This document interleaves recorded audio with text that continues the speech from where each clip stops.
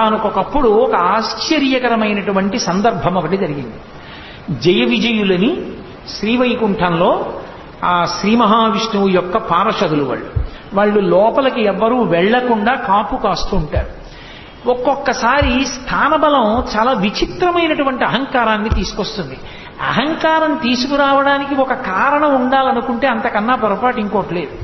నాకు ఏమీ లేదండి అని అహంకరిస్తాడు. ఒకడు ఉందని అహంకరిస్తే నాకు ఏ గొడవ లేదండి. ప్రతివాడికి ఆఫీసులో చాలా పనులు ఉన్నాయనుకోండి, నాకు ఏ గొడవ లేదా, ఇదే ఎప్పటికి వెళ్ళిపోవచ్చు, నేను హాయిగా నాది తేలిక సీటని అహంకరిస్తాడు. అహంకరించాలన్న కోరిక ఉండాలి, కానీ అహంకరించడానికి ఒక ప్రత్యేకమైన విభూతి ఉండవలసిన అవసరం లేదు. ఏమీ లేదని కూడా అహంకరించవచ్చు. కాబట్టి ఆ అహంకారమే కొంప ముంచేస్తుంది. శ్రీ మహావిష్ణువు యొక్క ఏకాంతవాసాన్ని రక్షించే వాళ్ళం మేమే. మా అనుమతి ఉంటే తప్ప విష్ణు దర్శనం అవదు. మేము అనుమతిస్తే పెడతారు, మేము అనుమతించకపోతే విష్ణు దర్శనం అవదు. ఇది ఎంత దూరం వెళ్ళిందంటే భాగవతంలో ఒకనాడు శ్రీ మహావిష్ణువు లక్ష్మీదేవి ప్రణయ కలహానికి లోనయ్యారు. ఏదో ప్రణయం, వాళ్ళిద్దరూ ఆడుకుంటున్నారు. దాంపత్యం అన్న తర్వాత అందులో చిన్న కోపం రాకపోతే అసలు పండదు. ఎప్పుడూ పరమ ప్రేమతో తాళి కట్టిన దగ్గర నుంచి ఎన్నడూ అసలు ఒకరినొకరు మాట అన్నది అనుకోని దాంపత్యం అనుకోండి, అంతకన్నా అర్ధరహితమైన దాంపత్యం ప్రపంచంలో ఇంకోటి ఉండదు. ఎప్పుడో అప్పుడు దెబ్బలాడుకోవాలి. అంటే కావాలని ముహూర్తాలు పెట్టుకు దెబ్బలాడుకోమని నా ఉద్దేశం కాదు. ఏదో చిన్న మాట పట్టింపు, కొద్దిగా కోపం వస్తుంది, అది భయంకరంగా ఎవరో జోక్యం చేసుకునే అవసరం రాకూడదు. ఆవిడ ముందు మాట్లాడాలని ఈయన, ఆయన మాట్లాడకూడదా అని ఆవిడ, ఇద్దరు ఏదో కాసేపు ఆ బెట్టు చేసి ఆ తర్వాత ఇద్దరు ప్రశాంతంగా సంతోషంగా ఉంటే ఆ ప్రణయ కలహం ఏదో పాకం పలచగా ఉన్నది కొంచెం బాగా తీగ పాకంగా సాగినంత అందాన్ని ఇస్తుంది సంసారానికి. మనసులో అర్థం చేసుకోవడానికి మరింత అవకాశాన్ని ఇస్తుంది. తప్పించని మరీ మూడో మనిషి వచ్చి జోక్యం చేసుకోవలసినంత భయంకర స్థితులను పొందకూడదు దాంపత్యం. లక్ష్మీదేవి ప్రణయ కలహంతో ఒకసారి ఏకాంతమాసం నుంచి బయటికి వచ్చి ఈ పాటికి ఆయన నేను కనపడలేదని బెంగపెట్టుకుని ఉంటారు అని ఆయన బెంగ పెట్టుకోవడం కాదు, ఆయన దగ్గరికి వెళ్ళి చాలాసేపు అయిందని ఈవిడికి బెంగ కలిగేది. అందుకని ఈవిడ లోపలికి వెళ్ళిపోతుంది. నిత్యానపాయని కదా అమ్మవారు. అలా ఉండాలి దాంపత్యం అంటే, అంతే. అలా ఉంటుందా అండి అనకండి. ఆవిడ అలా ఉంది కాబట్టే మనం ఇలా ఉండాలని మనకి తెలిసింది. మన కోసం ఆవిడ అలా ఉంటుంది. అంతేగాని ఆవిడికి పిచ్చిక్కి అలా ఉంటుందని సిద్ధాంతాలు చెప్పకూడదు. కాబట్టి నిత్యానపాయని ఆ తల్లి లోపలికి వెళుతోంది. బయటికి రావడం అంటే నీ ఇష్టం, కానీ లోపలికి వెళ్ళడానికి మా అనుమతి ఉండాలన్నారు వీళ్ళు. నేను ఆయన దగ్గరికి వెళ్ళడానికి మీ అనుమతి ఎందుకంది ఆవిడ? స్వామి విశ్రాంతి తీసుకుంటున్నారేమో, ఇప్పుడు మీరు వెళ్ళి మళ్ళీ గొడవ చేస్తే బాగుండదు, మీరు ఇప్పుడే కోపంగా బయటకు వచ్చారు, మళ్ళీ వెళ్ళి ఆయన శాంతి భంగం చేస్తారు, వీలు లేదన్నారు.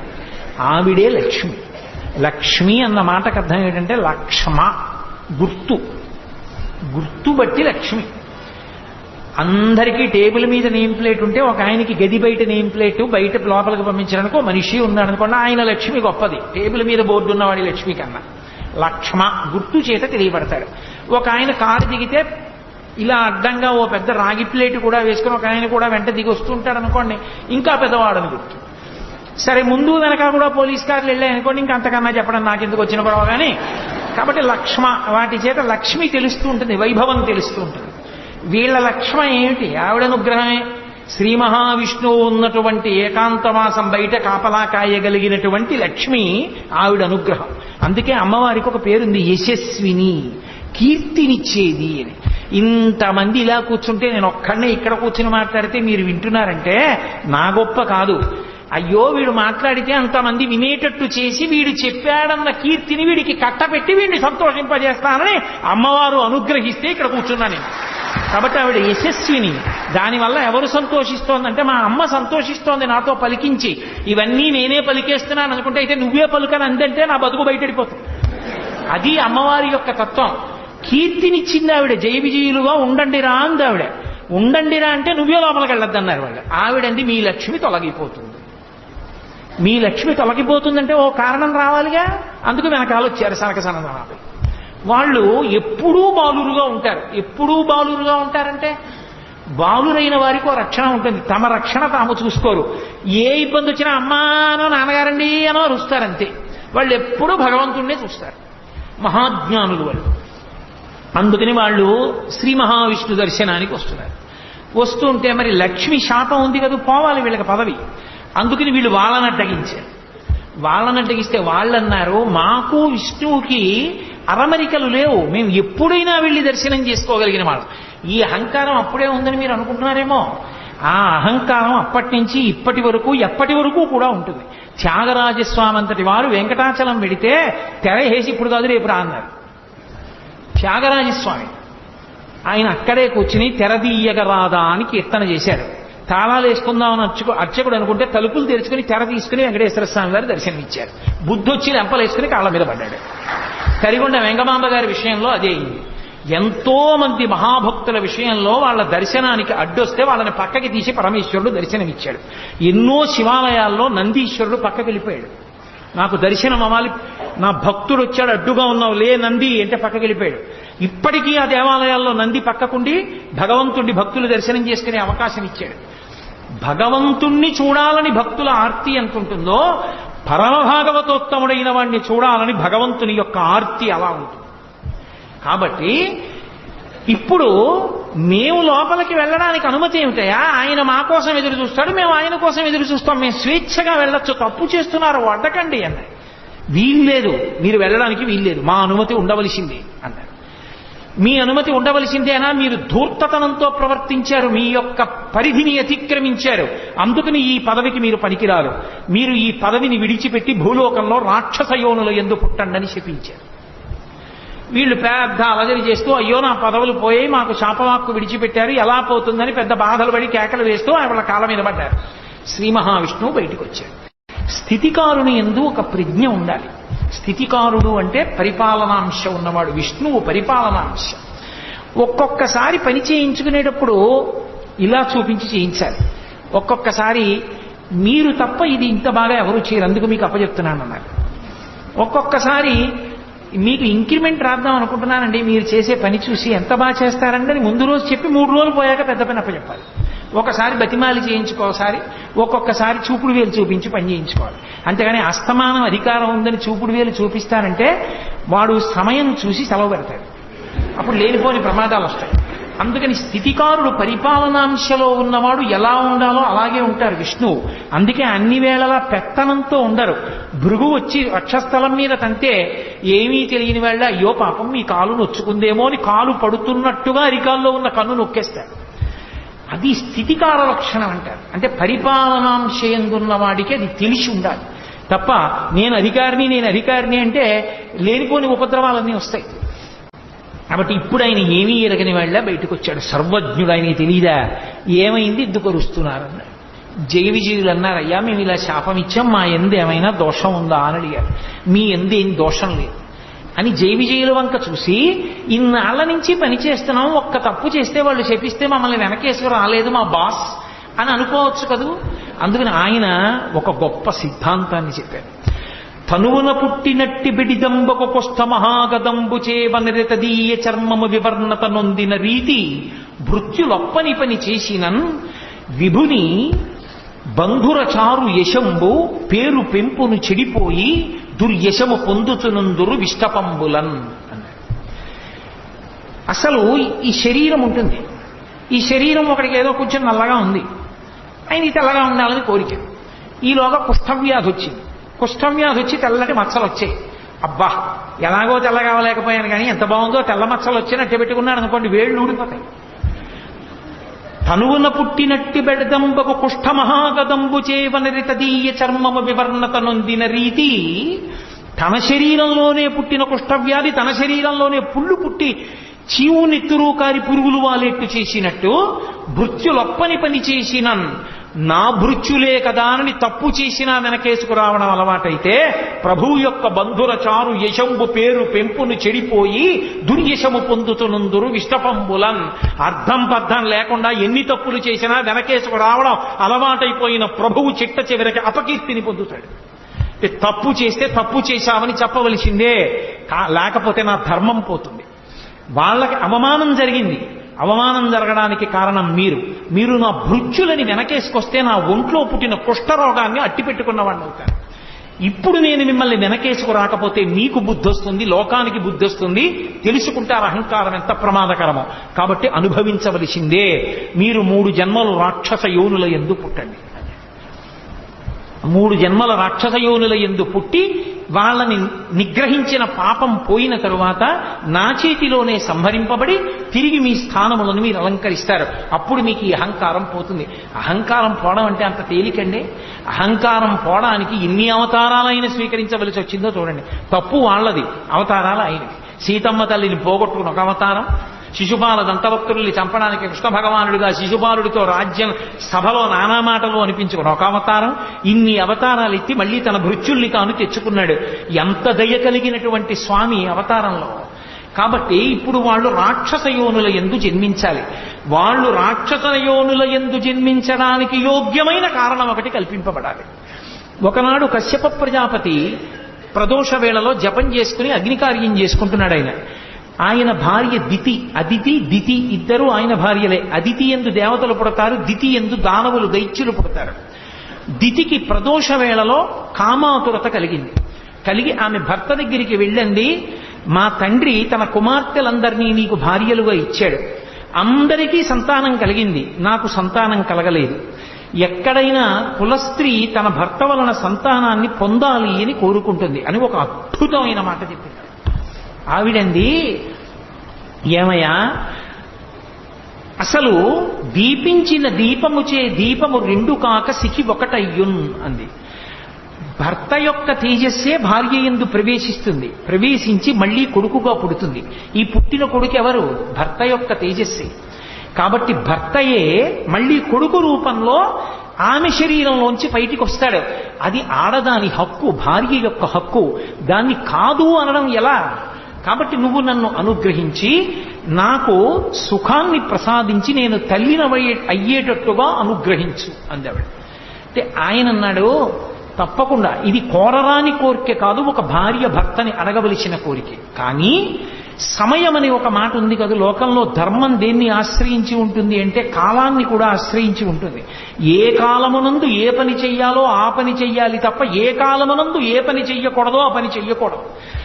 శ్రీరామాయణం సుందరకాండలో వాల్మీకి మహర్షి అంటారు, మహాత్ములకు కూడా కోపం వస్తుంది. ఎందుకు కోపం వస్తుంది అంటే కర్తవ్యం అకృతం కార్యం సతాం మన్యుముదీరయేత్ అంటారు. చెయ్యవలసిన పని చెయ్యడం కాదు, ఏ సమయానికి చెయ్యాలో ఆ సమయానికి చెయ్యకపోతే కోపం వస్తుంది. కాబట్టి ఇది భార్యాభర్తల సంగమ సమయం కాదు.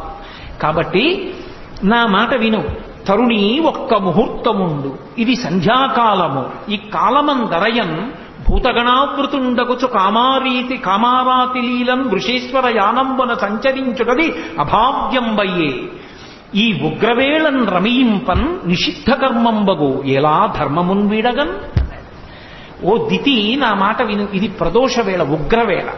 అంటే లోకాన్ని బాధ పెట్టేటటువంటి ప్రాణులు, విషం కలిగిన ప్రాణులు సూర్యాస్తమయం తర్వాత నిద్రలేచి అన్నం తినాలి అని ఈశ్వర శాసనం. సత్వగుణం కలిగినటువంటి వాళ్ళందరూ సూర్యోదయాత్ పూర్వం లేచి సూర్యాస్తమయం వరకు లేచి ఉండాలి అని ఈశ్వర శాసనం. ఉగ్రవేళ అంటే ఉగ్రభూతములన్నీ లేస్తాయి, పాములు, తేళ్లు, జెర్రిలు ఇవన్నీ అన్నం తినడానికి బయటకు వచ్చే సమయం అది. దానితో పాటుగా ఉగ్రభూతాలు కూడా లేస్తాయి. కాబట్టి ఈ ఉగ్రవేళలో కామారాతి లీలన్ భూతగణావృతుండగుతు వృషీశ్వరయానంబన సంచరించుటది అభావ్యంబయ్యే. వృషభవాహనారూఢుడై పరమశివుడు, ఆయన కాముణ్ణి కాల్చినవాడు, ఆయన భూమండలం మీద తిరుగుతాడు అసలు సంధ్య వేళలో. ఆయన నీకు వరసకి మరిదవుతాడు, ఆయనకి స్వపరభేదములు లేవు. ఆయన వృషద్విచిత్రతల్పయో భుజంగముక్తికస్రజో గరిష్టరత్నలుష్టయో సురుద్విపక్షభక్షయో తృణారవింద చక్షుషో ప్రజామహీ మహేంద్రయో సమప్రవర్తయన్మన కదా సదాశివం భజే. ఆయన అన్నిటి యందు సమబుద్ధితో ఉంటాడు. నా వాళ్ళు వాడివాళ్ళు అన్న భావన ఉండదు. ధర్మాతిక్రమణం చేస్తే ఒప్పుకోడు. కాబట్టి ఈ సమయమునందు భార్యా సంగమం చేస్తే లోకకంటకులైన బిడ్డలు కలుగుతారు. అధర్మం ఎందుకు చెయ్యడం, నా మాట విని కొద్దిసేపు తాళు అన్నాడు. ఆమె కామాతురాణం న భయం న లజ్జ, ఆమె తాళలేకపోయింది. ఆయన వస్త్రం పట్టుకు లాగింది.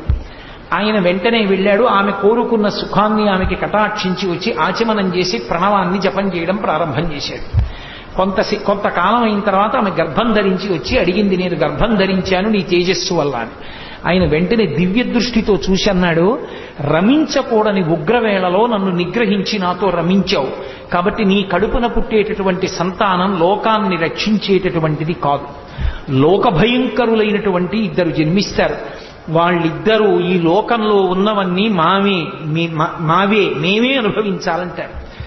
ఆ కారణం చేత విష్ణువుకి విరోధులవుతారు. శ్రీ మహావిష్ణువు యొక్క చేతి సుదర్శన చక్రధారల చేత తరగబడి వాళ్ళ శిరస్సులు కింద పడిపోతాయి. వాళ్ళు కీర్తి వహించరు అని చెప్పాడు. ఆమె చాలా రోధించింది. ఆఖరికి ఆమెకి 2 కుమారులు కలిగారు. ముందు పుట్టినటువంటి వాడికి హిరణ్యాక్షుడు అని పేరు పెట్టారు. వెనక పుట్టినటువంటి వాడికి హిరణ్యకశిపుడు అని పేరు పెట్టారు. 2 కవల పిల్లలు. కవల పిల్లలు పుట్టినప్పుడు మనకి శాస్త్రంలో ఏమిటంటే ముందు ఎవరు పుడతాడో వాళ్ళు చిన్నవాళ్ళు, వెనక ఎవరు పుడతారో వాళ్ళు పెద్దవాళ్ళు. ముందు ఆడపిల్ల పుట్టి వెనక మగపిల్లాడు పుడితే అన్నా చెల్లెళ్ళు అవుతారు తప్ప అక్కా తమ్ముళ్ళు అనకూడదు. ముందు పుట్టిన వాళ్ళు చిన్నవాళ్ళు, వెనక పుట్టిన వాళ్ళు పెద్దవాళ్ళు. కాబట్టి ముందు పుట్టినటువంటి వాడు ముందు పుట్టినటువంటి వాడు హిరణ్యాక్షుడు, వెనక పుట్టినవాడు హిరణ్యకశిపుడు. అందుకని హిరణ్యకశిపుడు పెద్దవాడయ్యాడు, హిరణ్యాక్షుడు చిన్నవాడయ్యాడు. చిన్నవాడైన హిరణ్యాక్షుడంటే హిరణ్యకశిపుడికి అమితమైన ప్రేమ తన తమ్ముడని. ఈ హిరణ్యాక్షుడికి లక్షణం ఉంది. హిరణ్యాక్షుడు అంటే పేరులో తెలియట్లేదండి. అందుకే పేరు పెట్టుకునేటప్పుడు పెద్దవాళ్ళకు అప్పజెప్పి పెట్టాలి తప్ప స్వతంత్రించి పెట్టకూడదు. పనికిమాలిన పేర్లు పెడితే వాడు కూడా అటువంటి భావాలు కలిగినటువంటి వాడి అయి ఆ పేరు పెట్టి పిలవగా అలాగే తయారవుతాడు. ఏదో పేరు బాగుందని పెట్టేయకూడదు. హిరణ్యాక్షుడు అంటే హిరణ్యము అంటే బంగారం, బంగారము అంటే లోభమునకు ప్రతీక.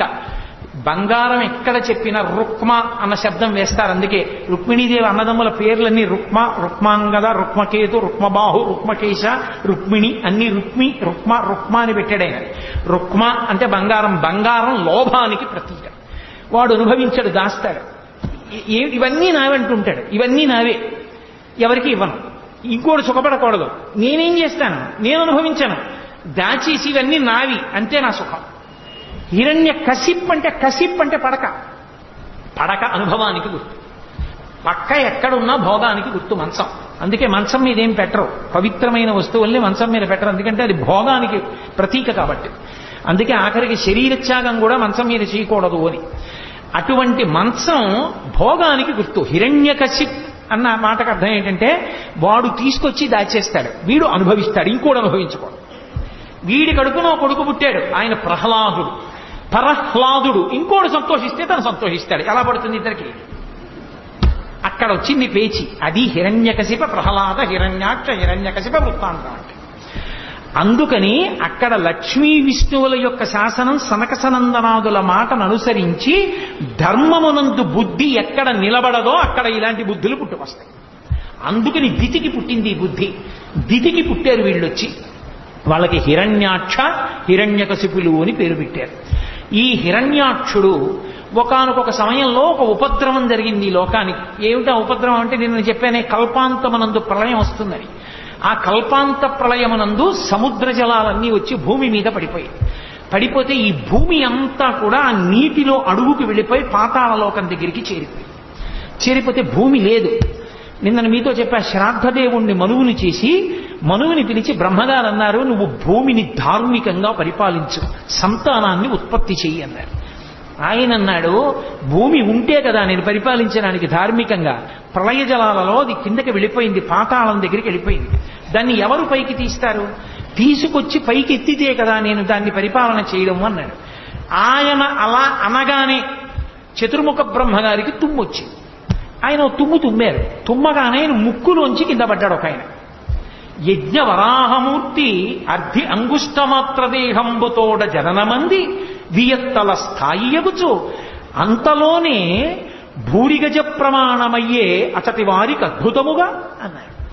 ఆయన ముక్కులోంచి కింద పడ్డవాడు చిన్నవాడు కింద పడ్డాడు. కింద పడి అందరూ చూస్తుండగానే భూమి ఆకాశములు నిండిపోయేటట్టుగా పెరిగిపోయాడు. ఆ పెరిగిపోయినది వరాహావతారం. ఆ వరాహావతారం యజ్ఞవరాహమూర్తిగా వచ్చాడు. యజ్ఞవరాహము అన్న మాటకు అర్థం ఏమిటంటే యజ్ఞమునందు వాడేటటువంటి పదార్థములు ఏ ఉంటాయో, సృక్కు, స్రవము, ఆజ్యపాత్ర, ఇలాంటివన్నీ కూడా ఆయన శరీరమునందు భాగములుగా మారిపోయి, అంటే పరమమంగళ స్వరూపాన్ని పొంది ఇప్పుడు సముద్రం లోపల భూమి ఉండిపోయింది. వీడికి లోభం కదు హిరణ్యాక్షుడికి, ఆ వెళ్ళిపోయిన భూమి నాదే అన్నాడు. అని ఎవరూ అక్కడికి రావడానికి వీల్లేదు, ఇదంతా నాదే అన్నాడు.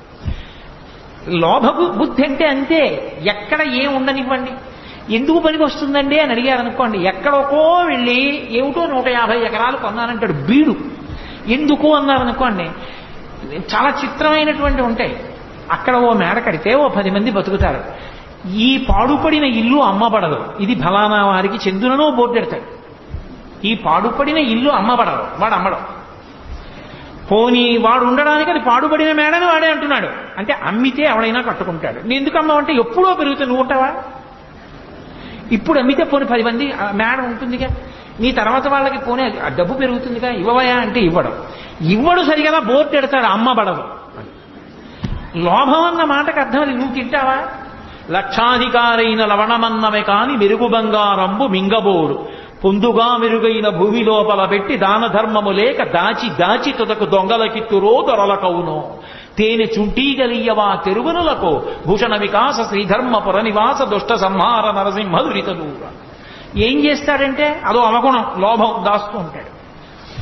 అది హిరణ్యాక్షుని యొక్క లక్షణం. అందుకని ఈ భూమి నాదని వాడు సముద్రంలో తిరుగుతున్నాడు. ఎవరైనా వస్తారేమో పట్టుకుపోతారేమో.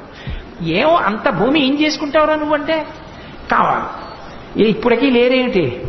ఎంతమంది లేరు? వేల ఎకరాలు నావే అని దాచుకుని తిరుగుతున్న వాళ్ళు లేరు. కాబట్టి లోభబుద్ధి అది హిరణ్యాక్షుని యొక్క అంశ అది. కాబట్టి ఇప్పుడు శ్రీ మహావిష్ణువు యజ్ఞవరాహావతారాన్ని పొందారు. అది ఎంత పెద్ద వరాహం అంటే భూమి ఆకాశములు నిండిపోయి పెద్ద పెద్ద రోమాలతోటి అది సముద్రంలోకి దిగింది.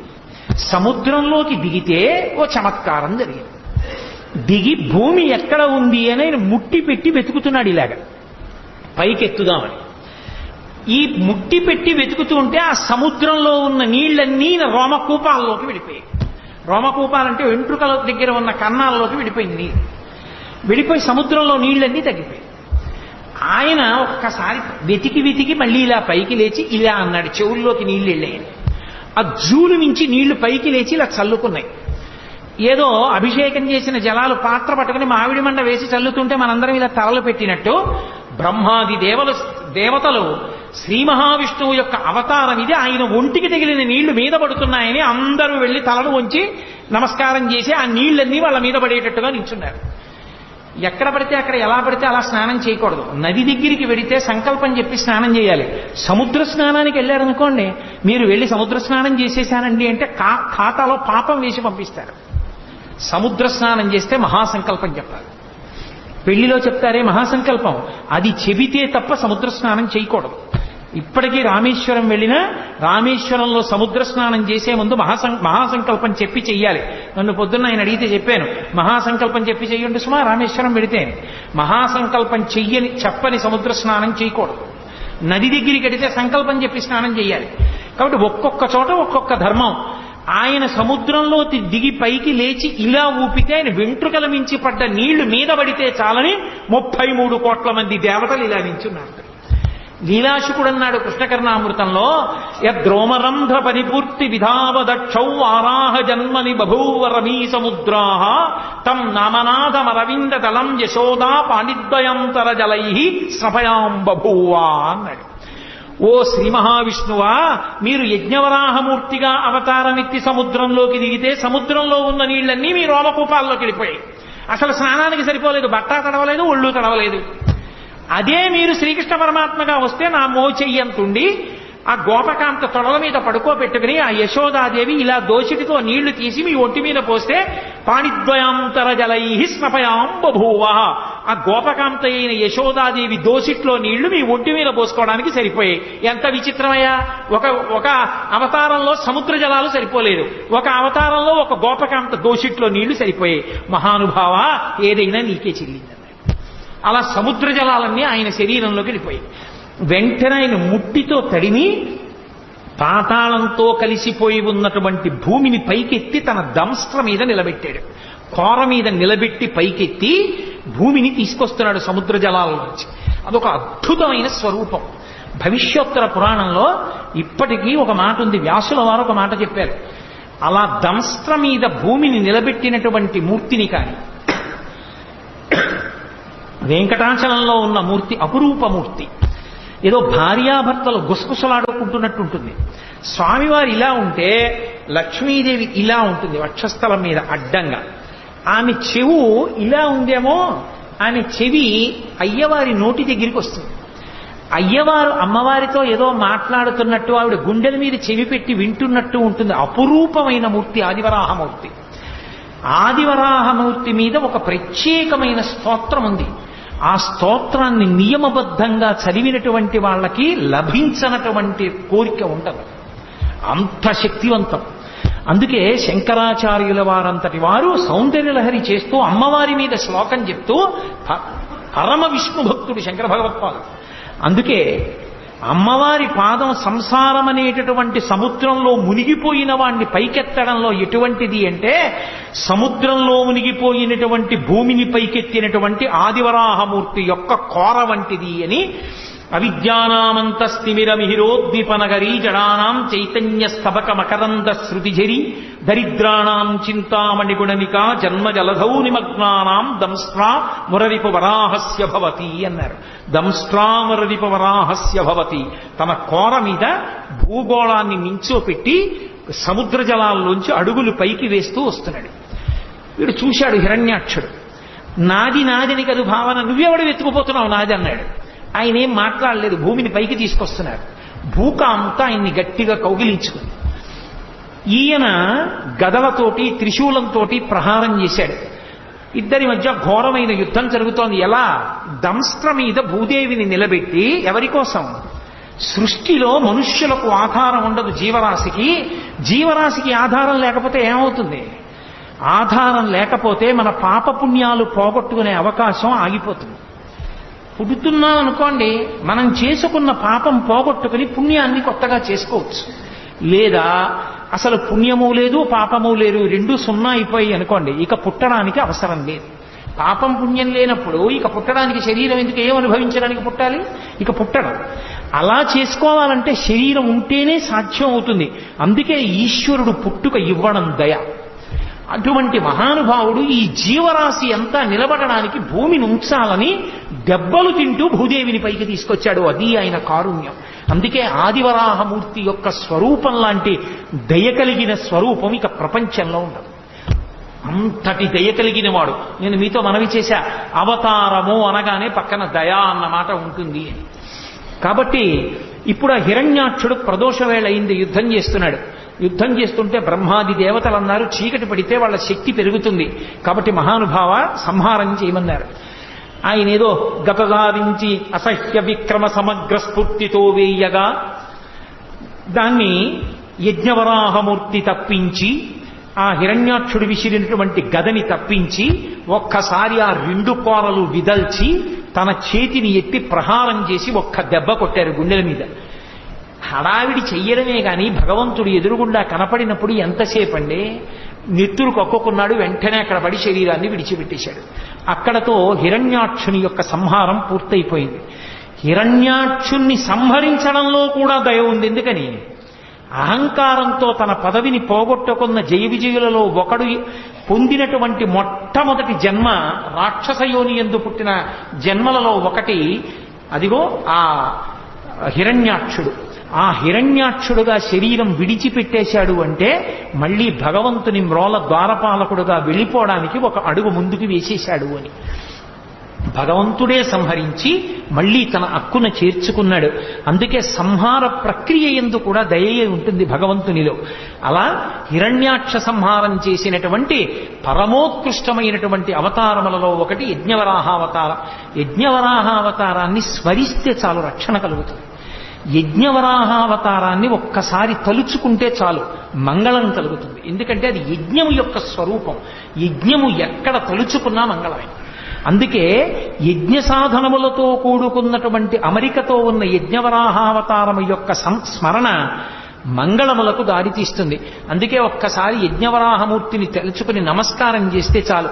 పోతన గారి జీవితంలో ఒక అద్భుతమైన ఘట్టం. పోతన గారు పర్ణశాలలో కూర్చుని భాగవతాన్ని ఆంధ్రీకరిస్తున్నారు. కర్ణాటకకి చెందిన ప్రభువు పోతన గారు నాకు భాగవతాన్ని అంకితం ఇవ్వనంటున్నారు, అందుకని చెప్పి వెళ్లి బంధించి తీసుకురమ్మని సైన్యాన్ని పంపించాడు. తీరా వాళ్ళు వెళ్లి పోతన గారిని బంధిద్దాం అనుకుంటే పర్ణశాల ముందు ఒక పెద్ద వరాహం ఒకటి పడుకుంది, తెల్లటి పంది. ఆ శ్వేతవరాహం కోరలు చూపించి పెద్ద అరుపరిచింది. భయపడిపోయి వాళ్ళు వెనక్కి వెళ్ళిపోయారు. సైన్యాధిపతి వచ్చాడు, ఆయన కూడా ఆ వరాహాన్ని చూసి భయపడిపోయి వెళ్ళిపోయాడు. మహారాజే స్వయంగా వచ్చాడు. అసలు ఆ వరాహమూర్తిని చూసి హడిలిపోయి చేష్టలుడిగిపోయి ఉండిపోయారు. లోపల మహానుభావుడు పోతన గారు ఆయన్ని నిగ్రహించను, భాగవతం నాకు అంకితమివ్వమని ఒక్కసారి దర్శనం చేసుకెళ్ళిపోవాలనుకున్నాడు. ఆయన అలా అనుకోగానే పడుకున్న వరాహం లేచి ఒళ్ళు విదల్చుకుని నడుచుకుంటూ వెళ్ళిపోయింది. ఈయన లోపలికి వెళ్ళాడు. రాజు తన పరివారంతో వెళ్ళి పోతన గారి దర్శనం చేసుకుని నమస్కరించి, అయ్యా నేను మీ పర్ణశాలలోకి వద్దాం అనుకున్నాను, బయట అంత పెద్ద వరాహం పరుకుని అరుస్తోంది, ఆ అరుపు మీకు వినపడలేదా, మీరు ఎలా ఆంధ్రీకరిస్తున్నారన్నారు. పోతన గారు రెండు చేతులు ఎత్తి నమస్కరించి అన్నారు, నేను యజ్ఞవరాహమూర్తి ఆవిర్భవించినటువంటి ఘట్టాన్ని ఆంధ్రీకరిస్తున్నాను. మీరు బహుశः భాగవతాన్ని బలవంతంగా పుచ్చుకోవాలని వచ్చారు. ఆ యజ్ఞవరాహమూర్తియే నా పర్ణశాల బయట పడుకుని నన్ను రక్షించారన్నారు. పోతన గారిని రక్షించినటువంటి అవతారం ఆ యజ్ఞవరాహ అవతారం. అంతటి అద్భుతమైనటువంటి స్వామి, అంతటి అద్భుతమైనటువంటి అవతారమూర్తి. అటువంటి యజ్ఞవరాహాన్ని